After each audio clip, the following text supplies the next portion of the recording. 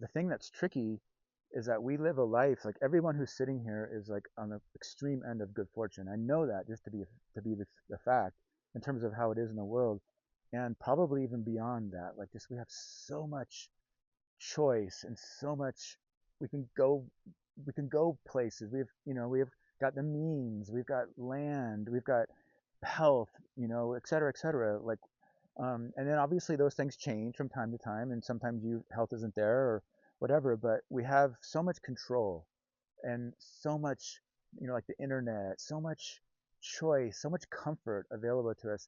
And even with that, we could, I think, I know for myself, I think most people could honestly assess their life and say, my life is pretty good.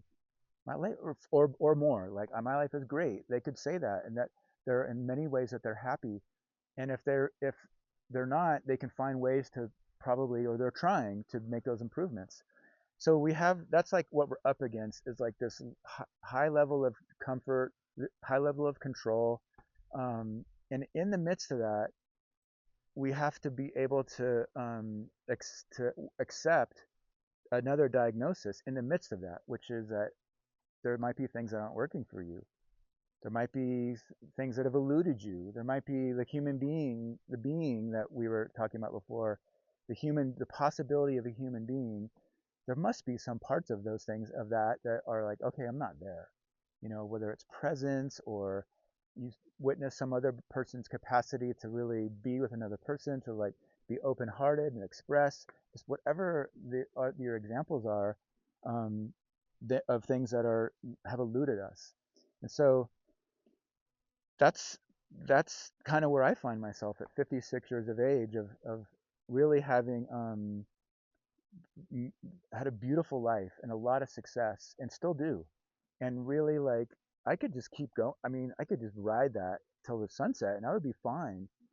And there's like this other thing in there, like in the middle of the night when you wake up, and there's like that honesty or other moments that come in where something like I have kids are really good for this. I have a phone call with my daughter and I say something that it doesn't go well. It's like she takes it the opposite way, and whether it was just like I didn't have the being in that moment to say what she needed to hear, and you feel like, okay, like you feel the pain of that for you and for the other person, like the miss, the humanity that was possible in that moment, and you missed it, and to be honest with that and take that in.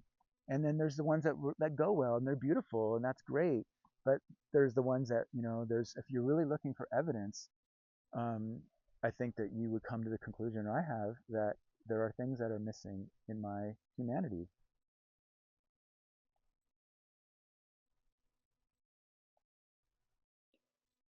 And then there's all the beautiful parts and the other stuff too. And I think that Amalfi and Conley did a really good job of describing what those possibilities are of what we could be, but to not move so fast past like this, seeing things as they are, seeing myself as I am, moment by moment, with humor, hopefully, most of the time. Like humor is such a beautiful gift that we're given to see some edge of ourselves and like to be able to laugh about it. Like my housemates were giving me an intervention a few nights ago in the kitchen about my the things that I'm missing, that I'm not observing or doing in whatever, in relation to what other people are doing. And it was some tough love. It was some straight talk, and but it was delivered with compassion and love, and also there was some, I'm just standing there kind of like, yeah, that's true. I don't do that, and whatever, just like seeing it as it was. And it was it it was beautiful, and it was difficult to get that reflection. You look like a little bit of a slob, and you're not really pulling your weight in this way. Like, okay, let me sit with that and see what I think about that. And and then the next day, I think Coda made some reference to it. Like we were in the kitchen, and he made some joke about it, about me in the kitchen. I don't remember what it was, but it was like it was funny, and it just like it made it like, okay, like we're in this together, and we're seeing these things, and we can laugh about it, and it just makes it's just like medicine, the laughter, really to help us see things as they are. And then really these tools and these methods that Justin has put forth are just, I mean, they're amazing on a lot of levels, but they increase the capacity for our impartiality. They build our impartiality. They build a part of us, a muscle in us that can see can see things and not flinch from it, not be defensive, not just this is what how it is, and this is what it is. And really, then what I've noticed is that like then like oh, a hunger can develop of like I want to see more of that. Like okay, what's another example of that? And it's an excitement because you know that that's the stuff that's in the way from this beautiful experience of life that you do taste from time to time. Mm.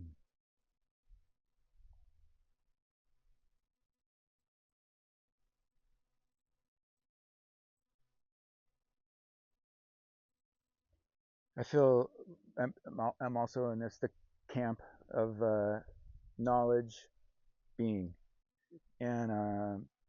and maybe it's part maybe there are exceptions to it in our culture. I think that there are people who are more in balance, and I'm not one of them, and I'm having to make up some ground.